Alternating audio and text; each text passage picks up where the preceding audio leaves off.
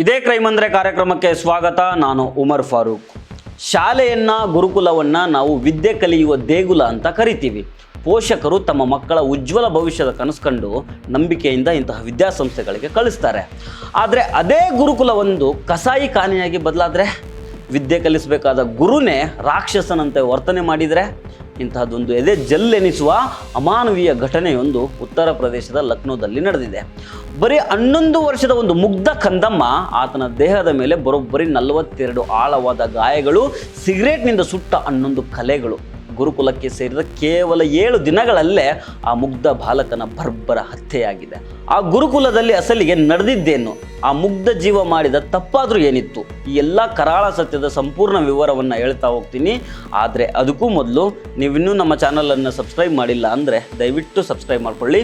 ಹಾಗೆ ಈ ವಿಡಿಯೋವನ್ನು ಕಡೇ ತನಕ ಮಿಸ್ ಮಾಡದೆ ನೋಡಿ.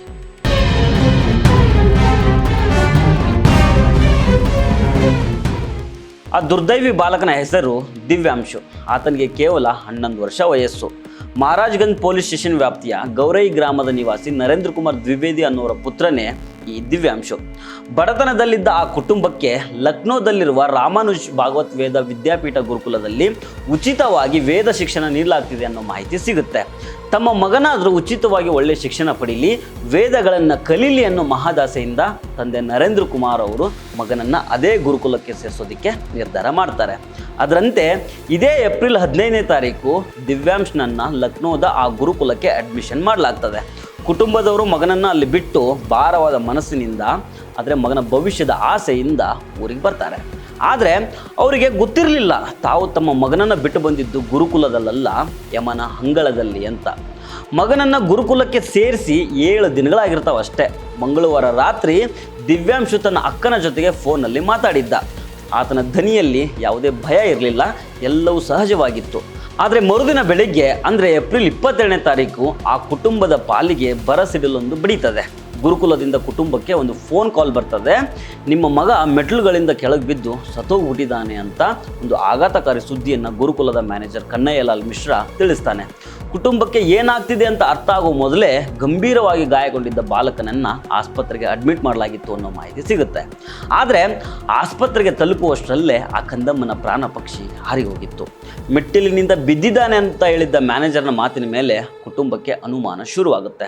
ಮೃತದೇಹ ಮನೆಗೆ ತಲುಪಿದಾಗ ಪೋಷಕರು ಆ ದೇಹವನ್ನು ನೋಡಿ ಅಕ್ಷರಶಃ ಕುಸಿದು ಬೀಳ್ತಾರೆ. ಕಾರಣ, ಬಾಲಕನ ದೇಹದ ತುಂಬ ಬರೀ ಗಾಯಗಳೇ ತುಂಬಿಕೊಂಡಿರ್ತವೆ. ಆತನ ಕೈ ಮತ್ತು ಕಾಲುಗಳನ್ನು ಹಗ್ಗಗಳಿಂದ ಬಿಗಿಯಾಗಿ ಕಟ್ಟಲಾಗಿತ್ತು. ಇದು ಮೆಟ್ಟಿಲಿನಿಂದ ಬಿದ್ದಿದ್ದಲ್ಲ, ಬದಲಾಗಿ ಆತನಿಗೆ ಅಮಾನವೀಯವಾಗಿ ಚಿತ್ರಹಿಂಸೆ ಕೊಟ್ಟು ಕೊಲ್ಲಲಾಗಿದೆ ಅಂತ ಕುಟುಂಬಸ್ಥರು ಆಕ್ರೋಶ ವ್ಯಕ್ತಪಡಿಸ್ತಾರೆ. ಈ ಸತ್ಯ ತಿಳಿಯೋದಕ್ಕೆ ವೈದ್ಯರು ವಿಡಿಯೋಗ್ರಫಿ ಕಣ್ಗಾವಲಿನಲ್ಲಿ ಮರಣೋತ್ತರ ಪರೀಕ್ಷೆ ಪೋಸ್ಟ್ ಮಾರ್ಟಮ್ ನಡೆಸ್ತಾರೆ. ಆ ವರದಿ ಬಂದಾಗ ಡಾಕ್ಟರ್ಗಳೇ ಬೆಚ್ಚಿ ಬೀಳ್ತಾರೆ. ಯಾಕಂದರೆ ಆ ವರದಿಯ ಪ್ರಕಾರ ಆ ಬಾಲಕನ ದೇಹದ ಮೇಲೆ ಬರೋಬ್ಬರಿ 42 ಆಳವಾದ ಗಾಯಗಳಿದ್ವು. ಬೆನ್ನು, ತೋಳುಗಳು, ಕಾಲುಗಳು ಮತ್ತು ಎದೆಯ ಮೇಲೆ ಕೋಲು ಮತ್ತು ಬೆಲ್ಟ್ನಿಂದ ಮನ್ಸೋ ಇಚ್ಛೆ ಹೊಡೆದ ಗಾಯದ ಗುರುತುಗಳು ಕನ್ಫರ್ಮ್ ಆಗಿದ್ವು.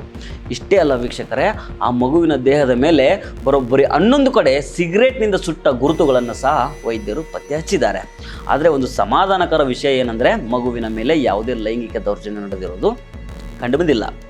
कल 22 अप्रैल को महाराजपुर पुलिस को सूचना मिलती है कि गौरिया गांव में एक गाड़ी आती है एक 11 साल के बच्चे को लेके और वहाँ माँ बाप के पास छोड़ के चली जाती है।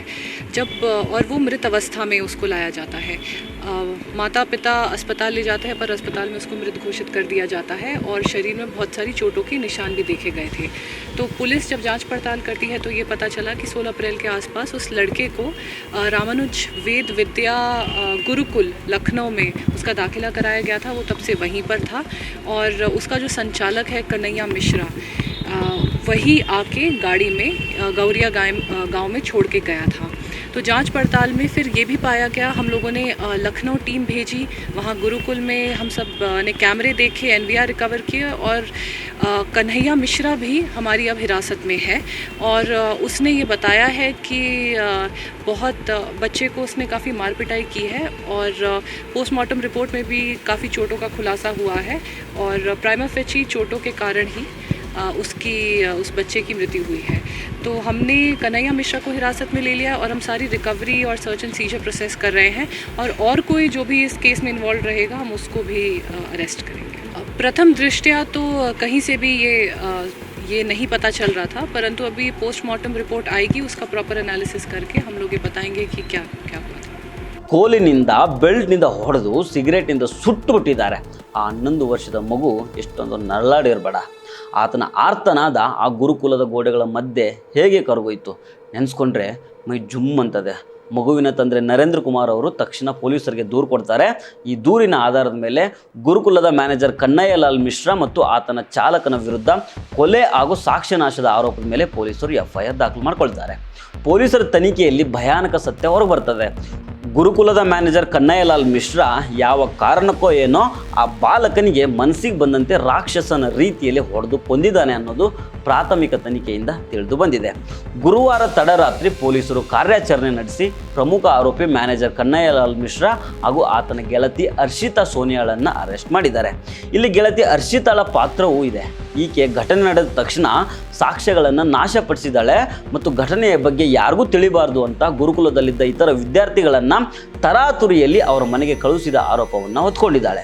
ಈ ಕೇಸನ್ನು ಗಂಭೀರವಾಗಿ ಪರಿಗಣಿಸಿರುವ ಪೂರ್ವ ವಿಭಾಗದ ಹೆಚ್ಚುವರಿ ಪೊಲೀಸ್ ಆಯುಕ್ತರಾದ ಅಂಜಲಿ ವಿಶ್ವಕರ್ಮ ಅವರು ಪ್ರಕರಣದ ತನಿಖೆಗಾಗಿ ಒಂದು ವಿಶೇಷ ತಂಡವನ್ನು ರಚನೆ ಮಾಡಿದೆ. ಈ ತಂಡ ಖುದ್ದಾಗಿ ಲಕ್ನೋಗೆ ಭೇಟಿ ಕೊಟ್ಟು ಆ ಗುರುಕುಲವನ್ನು ಪರೀಕ್ಷಿಸಿ ಹೆಚ್ಚಿನ ಸಾಕ್ಷ್ಯಗಳನ್ನು ಸಂಗ್ರಹಿಸಲಿದೆ ಅಂತ ಮಾಹಿತಿ ಕೊಟ್ಟಿದ್ದಾರೆ. ಉಚಿತವಾಗಿ ವೇದ ಕಲಿಯಲು ಹೋದ ಆ ಬಾಲಕ ಇವತ್ತು ಶವವಾಗಿ ಮರಳಿದ್ದಾನೆ. ಆತನ ಹೆತ್ತವರ ಆಕ್ರಂದನ ಮುಗುಲು ಮುಟ್ಟಿದೆ. ಶಿಕ್ಷಣ ಸಂಸ್ಥೆಗಳು ಮಕ್ಕಳ ಪಾಲಿಗೆ ರಕ್ಷಣೆಯ ಕೋಟೆಗಳಾಗಬೇಕು, ಕೊಲ್ಲುವ ಕೋಟೆಗಳಾಗಬಾರ್ದು. ಈ ಘಟನೆ ಪ್ರತಿಯೊಬ್ಬ ಪೋಷಕರಿಗೂ ಒಂದು ಎಚ್ಚರಿಕೆಯ ಕರೆಗಂಟೆ.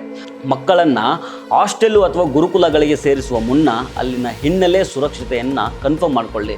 ಬಾಲಕ ದಿವ್ಯಾಂಶ್ಗೆ ನ್ಯಾಯ ಸಿಗಲಿ, ಆರೋಪಿಗಳಿಗೆ ಕಠಿಣಾತಿ ಕಠಿಣ ಶಿಕ್ಷೆ ಆಗಲಿ ಅಂತ ಆಶಿಸೋಣ. ಈ ಘಟನೆಯ ಬಗ್ಗೆ ನಿಮ್ಮ ಅನಿಸಿಕೆಗಳನ್ನು ಕಮೆಂಟ್ ಮಾಡಿ ತಿಳಿಸಿ. ಮತ್ತಷ್ಟು ನೈಜ ಸುದ್ದಿಗಳಿಗಾಗಿ ನಮ್ಮ ಚಾನಲನ್ನು ಸಬ್ಸ್ಕ್ರೈಬ್ ಮಾಡೋದಕ್ಕೆ ಮರಿಬೇಡಿ. ನಮಸ್ಕಾರ.